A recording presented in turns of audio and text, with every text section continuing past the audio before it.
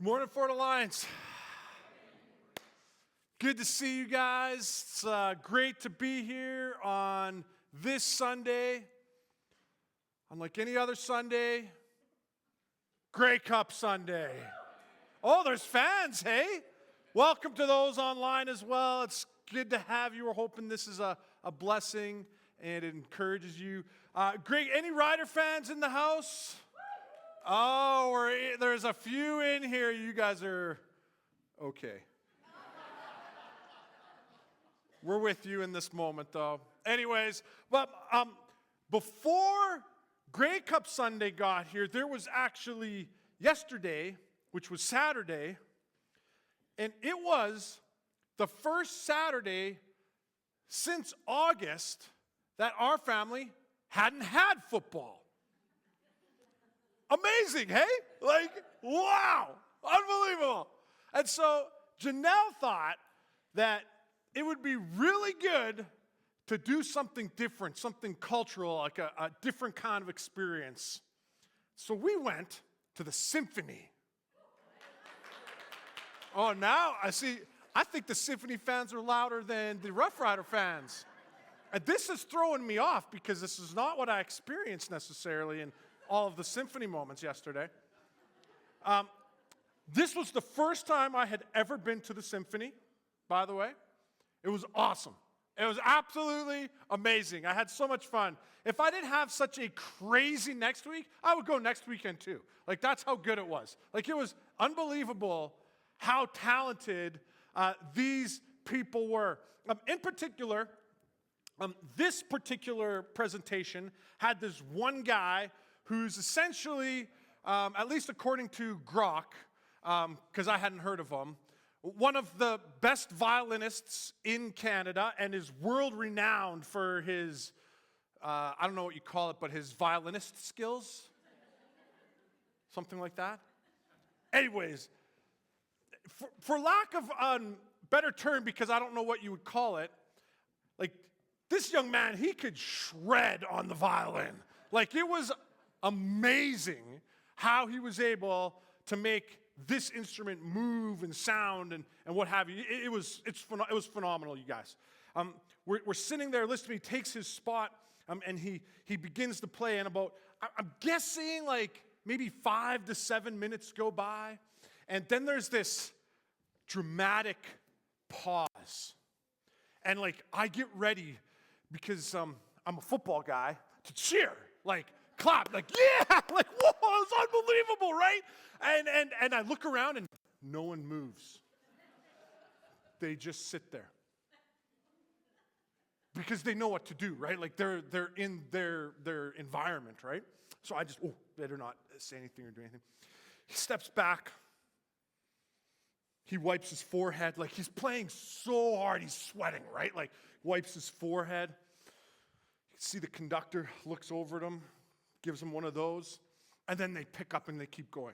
And it's like 30 minutes of this young man playing the violin, no music, all from memory, and just the entire time, it's like it's wild how talented this human being is.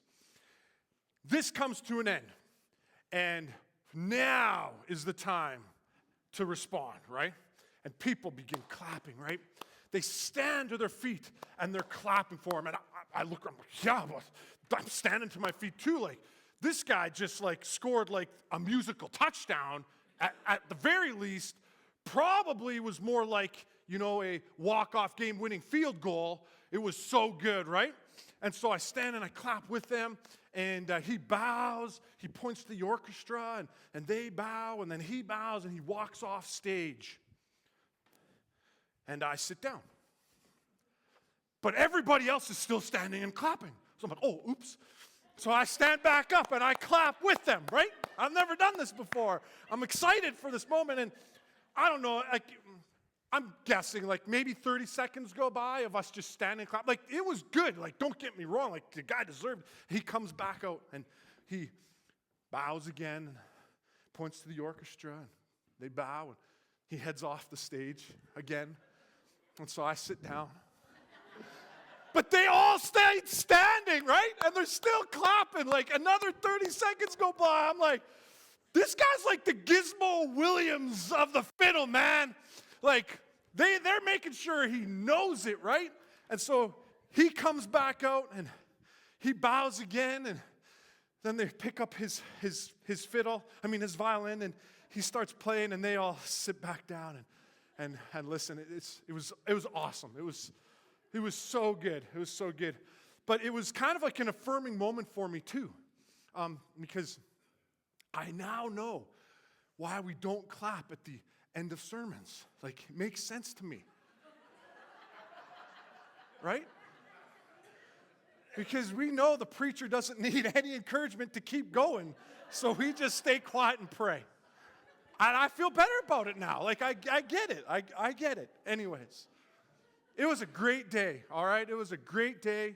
I had so much fun. I feel like a new part of my, soul's been awakened unto culture, into life. And I got to buy some new outfits, though, so I fit in and tuck my shirt in and stuff like that. But I had a hat I was going to wear. I didn't tell the first service this, but Janelle vetoed it.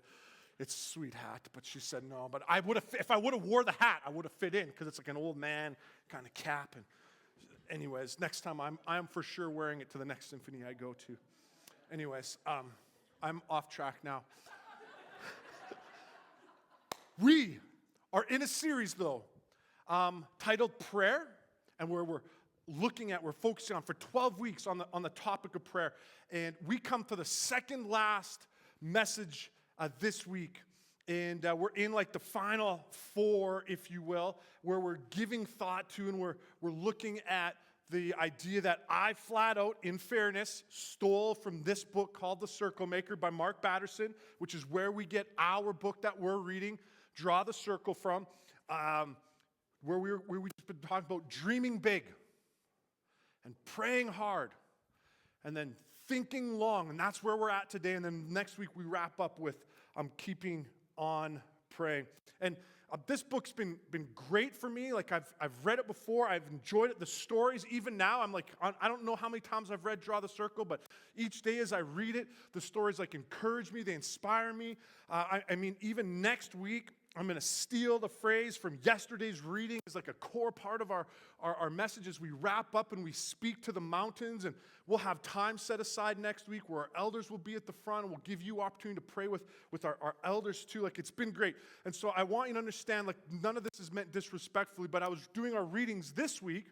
And as I was doing our readings this week, there was a line that went like this. It said, God doesn't answer 100% of the prayers we don't ask. And as I'm thinking about that, God doesn't answer the 100% prayers we don't ask. I get the heart behind what was trying to say, but I don't agree with it. My experience, in fact, has not been that at all. And I just got a couple really quick examples, and I know the first one I've shared, but it lands for us today. I remember moving here, and it was the first time I had ever spoken here with you guys. And that afternoon, before I headed home, I went and looked at some houses and was trying to find a potential place that maybe we would move one day. And those of you who know I grew up in Lloydminster, and I was born and raised on a family acreage, and I was now raising my kids on a family acreage. And I literally said out loud, as I was preparing to leave this family acreage, I'm really going to miss this field where I play catch with my son. And I said out loud, we had this big kind of cement slab with a basketball hoop. I'm going to really miss this basketball hoop where I shoot hoops with my other son. I just went about my way. And that Sunday, when I went looking at houses, we came to this house, and I was like, this is my house. And right behind it was a big field where I have since hundreds of times played catch with my sons. And 30 seconds down the path, there's a basketball court where I have countless times whooped my son's butt in basketball. My reign is coming to an end, I think, probably this next summer. Anyways, I never asked God for that at all. But like he saw and heard the desire of my heart, and I didn't pray it. He just provided and did his thing. I could give you a more recent example. I won't give you all the details because it's some of those things I don't like to throw on the World Wide Web. But like we were just processing a financial situation not long ago, and my first instinct was, fix it. Work harder, Ken. And before I could even fix it and work harder within 24 hours, God took care of it. Like if you think of all the people in the room that would know to pray about it first, it would be me, right? But I just fix it, work harder. God just in 24 hours took care of it. And so I just share like I genuinely have experienced and know like he's good. He loves his kids. And I've experienced that. And as we come to this message, the one called Think Long, there's 3 things I'm going to get us to on it. But first I'm going to take us to a passage that I want to like kind of anchor us at the beginning, and then we're going to close with it again. Significantly enough, this was a passage that came to me and was read over us just recently while a few of our staff were away at Prayer Retreat. Now, speaking of Prayer Retreat, I just wanted to add this. I got a picture of Pastor Amber. You guys need to know, like, your girl, she was leading all the pastors in Alberta in worship. Like, that's how talented she is, man. Like, we are blessed, man. We get that every week. Hey? Every week, man, we are blessed by that. And anyways, I just had to brag about her for just a moment because she was awesome. Don't let it go to your head because then you'll be no good at this job. Anyways. It's the truth. Anyways, the very first passage we read at Prayer Retreat, as a group in the room where we were corporately worshiping and spending time together, was Psalm 121. And as I was thinking about this message, thinking long, I couldn't help but get to the place of I think long because I'm comfortable and I understand where my help comes from. And so I want to read the passage, and we're going to break it down real quick, then we're going to circle back to it at the end. It goes like this. I look up to the mountains. Does my help come from there? Or like the lyric we just sang, where does my help come from? My help comes from the Lord, who made the heavens and earth. We just sang of that. He will not let you stumble. The one who watches over you will not slumber. Indeed, he who watches over Israel never slumbers or sleeps. The Lord himself watches over you. The Lord stands beside you as your protective shade. The sun will not harm you by day, nor the moon at night. The Lord keeps you from all harm and watches over your life. The Lord keeps watch over you as you come and go, both now and forever. So this Psalm 121, an important piece for now and for when we wrap up, is that this Psalm is part of a grouping of Psalms that we call the Psalms or the Songs of Ascent. And so what that means is as the people of Israel, as the Hebrew people would journey towards Jerusalem, they would do so upwards because Jerusalem is built upon a mountainside, and they would have their eyes lifted up unto the mountains, and they would sing, they would read, they would recite this psalm, and remember, where does my help come from? My help comes from you, Lord, the maker of heaven and earth. And you can hear within it the desire, the expectation of God's presence, his showing up. I look up. Where does it come from? It comes from you. Now, not to get too far ahead of how I want to wrap us up, but it's important to remember that when you think of the people of Israel, when you think of the Hebrew people and their history and their journey, I mean, it was marked again and again by heartache and hardship. And so it's not to be missed that this is a people group who, yes, have experienced times of blessings, but they have experienced hardships as well. They knew the hardships of life, and yet nonetheless have the confidence to speak out. Where does my help come from? My help comes from you. And so as I was just considering this, the thinking long portion of this 4-week series, it was really clear the emphasis needed to be the focusing on of where our help comes from. And so three phrases stood out to me. They are looking back, looking ahead, and then looking up. So the looking back, looking ahead, and looking up. And here's a little bit about what I mean by that. Looking back. It's important to take notice of what God has done. If you're tracking along with us in our Draw the Circle book, and I know many of you are, because I think we had close to 100 of them available, and every single one of them is gone. So they're somewhere around Fort Saskatchewan spread out, which is great. That's what they're for. Our readings this week talked about the significance of our RAS in light of our prayer life. And so maybe you're familiar with RAS. He really just touched on it. Maybe you're not. Maybe you aren't following. You're just here for the first time. Let me pick you up and bring you up to speed on what RAS is. This hit me because the first time I read or learned about RAS, I picked it up from this book, The Power of One More, which isn't specifically a Christian book. And so just so you know that, but it's a book with some great principles. I've had my sons read portions of it. One son has read most of it. I paid him.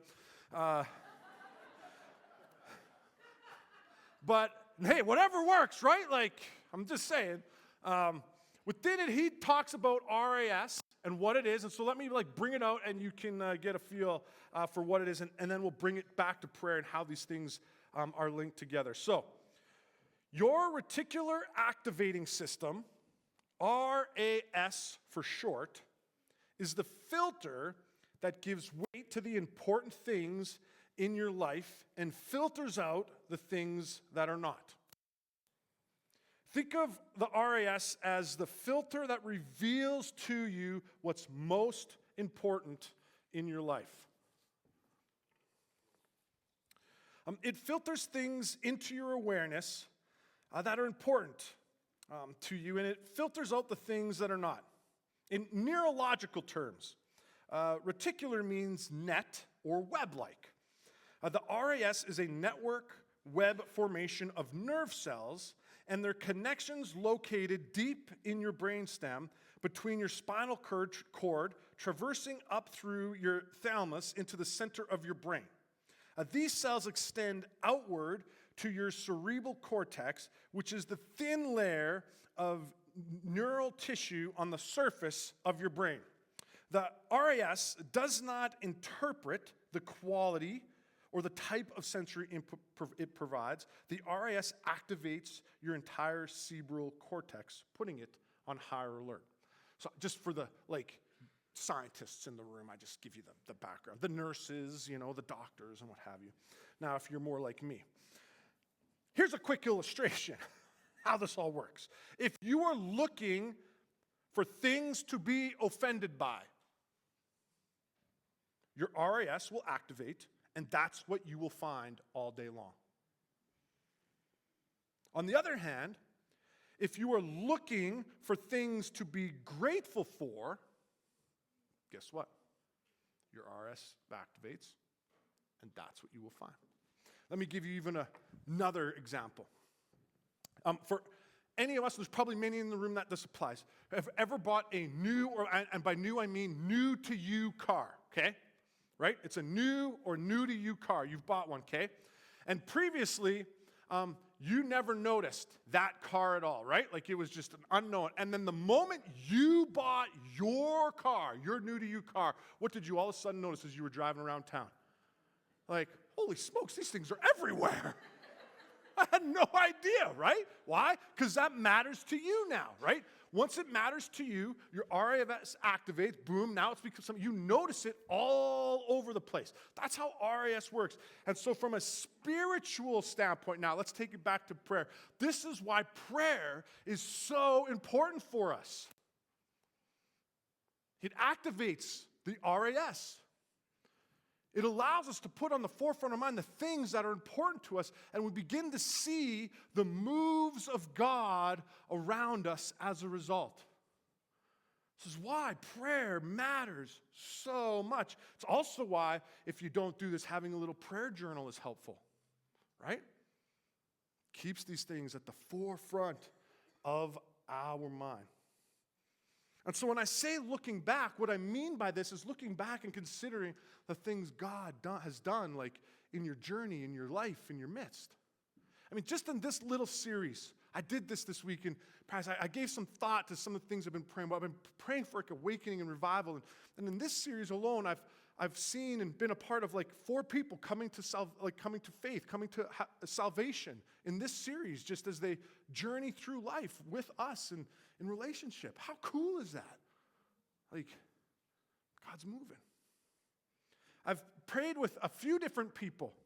And some of these are on our weekly prayer list. And by the way, we're still meeting each week, 7 noon and 4:30. But we've been praying for some people to find jobs. And 2 people in the midst of this have found jobs as we've been praying that God would lead and guide them in that. We had a couple more people with some very serious major health concerns and had to go through serious, like really invasive surgeries. And we prayed with them and over them and for them. And God's been faithful and good and used the medical system and led our doctors, and they are doing so much better. I've had a couple people come to us, ask to pray for adult kids who are on the verge of being on the streets, now to come to a place where they found fresh hope and have a home that is safe to be in. God's moving, He's working. It matters. It's important to look back as we think long and to consider what God is up to. This is why the psalm says, I look up to the mountains. Where does my help come from? My help comes from you, the maker of heaven and earth. We acknowledge it. And yet maybe you're sitting here and you're new to this. Or maybe you're here for the very first time and you've never even prayed or had someone pray and you're unsure. Has God really been working on my behalf? Has He really been up to something? I need to tell you something that's so important. It's at the core of who we are around here. We are convinced that God has created you for a relationship with Him. And our human experience, my human experience, is that it is not that God has walked away from us and created this distance or this separation. Rather, it's that we have walked away from Him. We call it sin.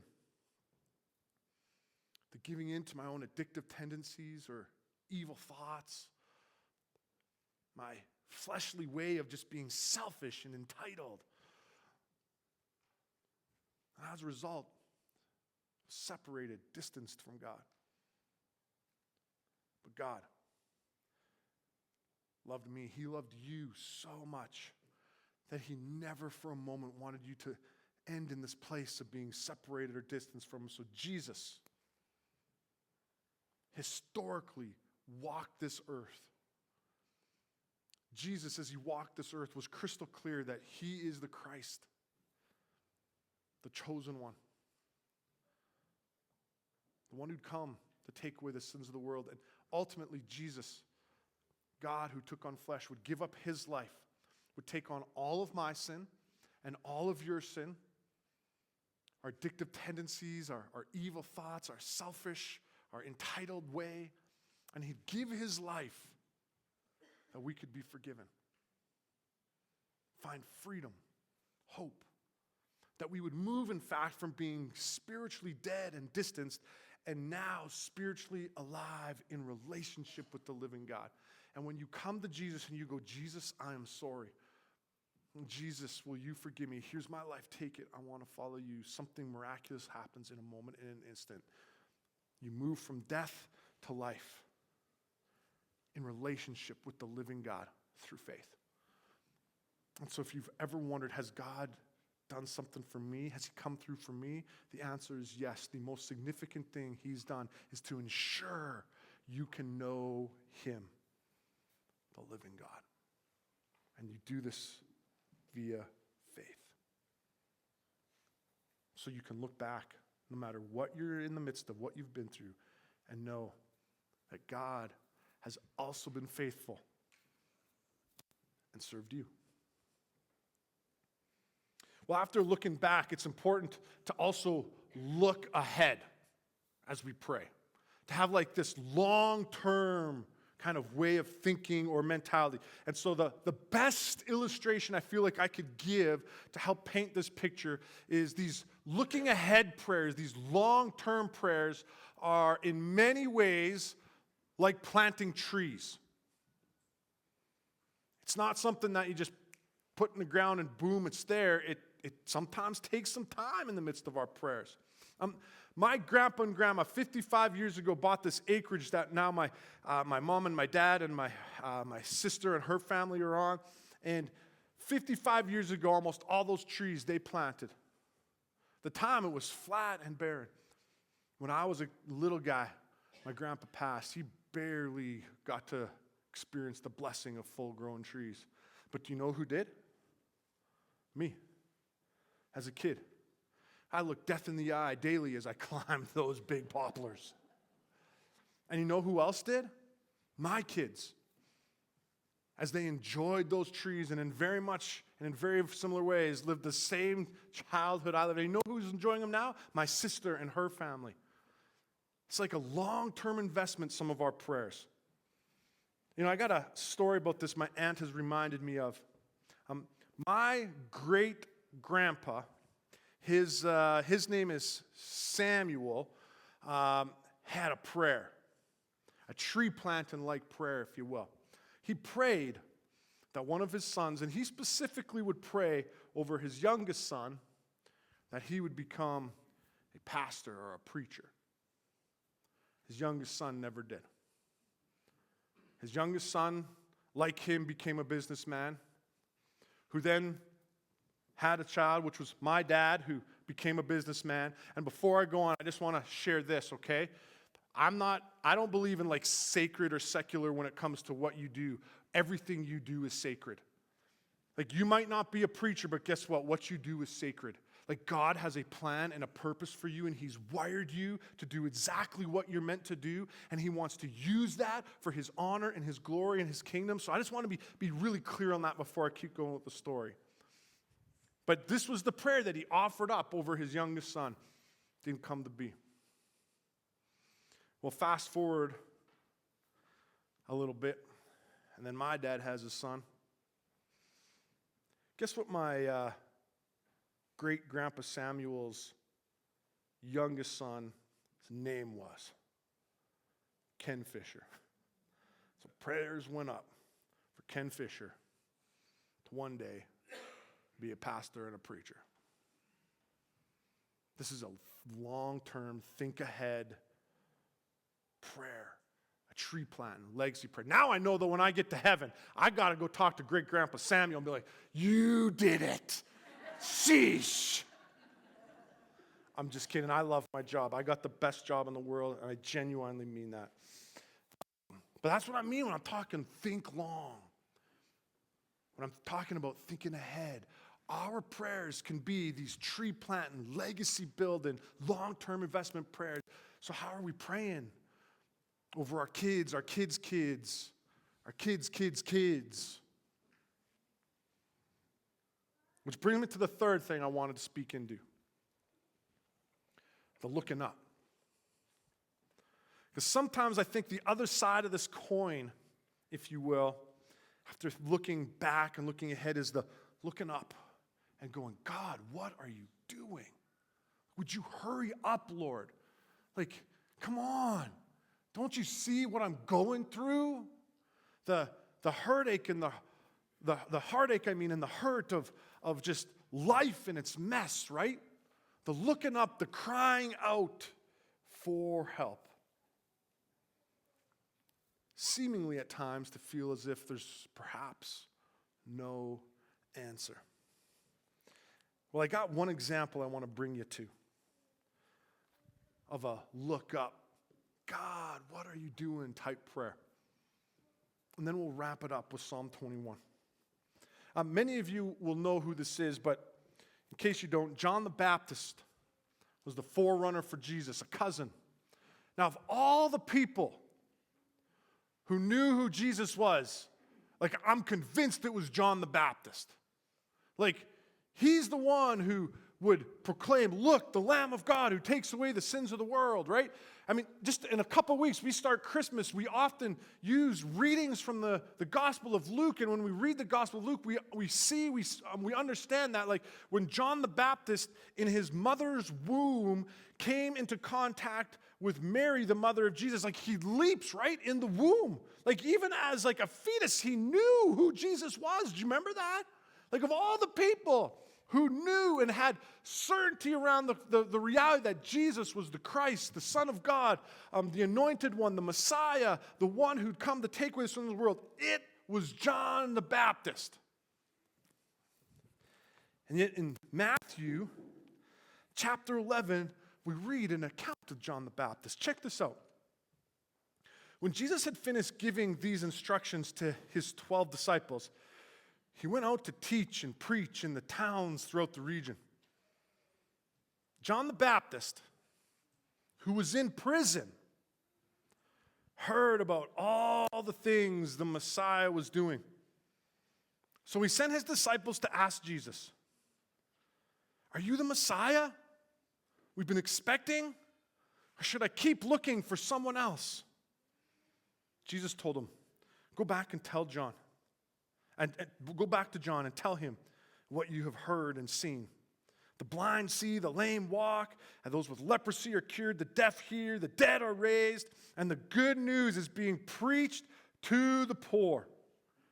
And he added, "God blesses those who don't fall away because of me." Now, just a quick heads up. You do not have to agree with what I'm about to say, okay? This is just what I think happened. It's kind of like how I said, hey, I don't agree with what he said in here, but I still really enjoy the book and can be blessed by it, okay? You don't have to agree with what I said, but this is what I think is going on, okay? Where was John the Baptist? Prison. Did you caught it, right? He was in prison.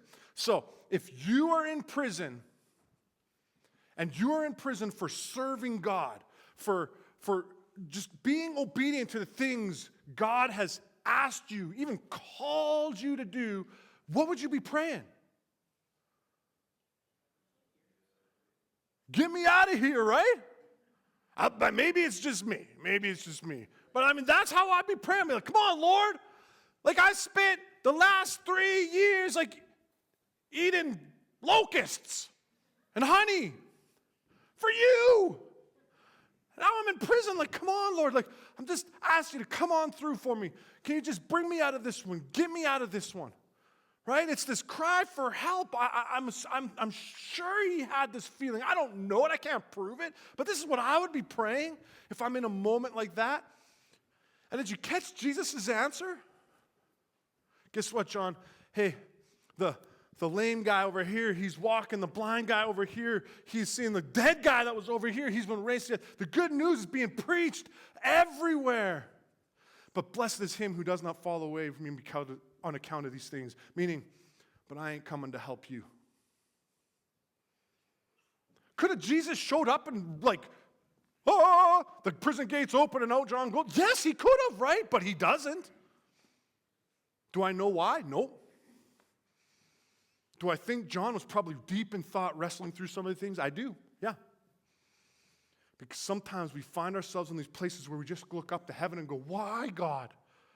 Even John the Baptist, who just right after this text, and a few verses later, Jesus would say that I tell you the truth, of all who have ever lived, none is greater than John the Baptist. So even Jesus acknowledged him as one of the greatest who have ever lived, right? But here he is questioning God. And so if you find yourself in one of those places after hearing me, looking back and then looking ahead, going, but why, God? I just want you to know you're not alone. incredible men and women of faith have asked the same question. And incredible men and women of faith have asked that question and still come to the place where they're able to say, I lift my eyes up unto the mountains. Where does my help come from? My help comes from you, the maker of heaven and earth. Back to Psalm 121. What's so fascinating about these Psalms, the Psalms of Ascent, is we're not certain about who wrote them or when they were written. And really ancient Hebrew documents don't even have them grouped together like we do today. In fact, Psalm 120 to 135 aren't grouped together in the ancient Hebrew Bible until after what's called the post-exilic period. Meaning that after a season of being roughly 70 years in captivity, the Hebrew people, the people of Israel, now grouped these together. And after 70 years of being in that captivity, they would approach Jerusalem, the city of God, head up the mountain. After knowing, for the most part, nothing but captivity, they would say, I lift my eyes up unto the mountains. Where does my help come from? My help comes from you, the Lord, the creator of heaven and earth. And if you just pause for just a second and give thanks to that, or give thought to that, if you just look around, most of the people in this room are under 70. Meaning the only thing we would have known is captivity. We would have been born into captivity. We would have raised in captivity. We would have lived out captivity. And yet here they are, after only knowing that, finally being released, saying, I look up to the heaven. Where does my help come from? My help comes from you. There's still a trust in the living God. And so just because you have a look up why moment or season doesn't mean we don't fall back to the my help comes from you.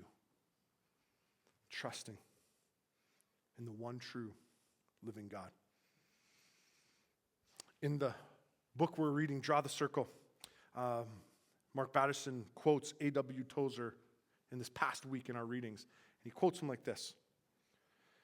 Tozer writes, a low view of God is the cause of 100 lesser evils. But a high view of God is the solution to 10,000 temporal problems. And so as we wrap up this one on thinking long, have you looked back recently? Look back. See how God's moved and worked. As we wrap this one up, thinking long, look ahead. Look forward. Pray those tree planting, legacy building, long-term investment prayers for your family. Something I've learned about prayers is they don't have an expiry date. They move up into the heavenlies. Scripture calls it like incense. They resonate there. They don't expire. Lift up. Those look forward, look ahead prayers. And if you today find yourself in one of those looking up, why God? You're not alone. Incredible men and women of faith have gone before you and felt the same way. And in the end still chose to lift their eyes up to the mountain, acknowledge where their help comes from. The creator of heaven and earth. A low view of God is the cause of 100 lesser evils, but a high view of God is the solution to 10,000 temporal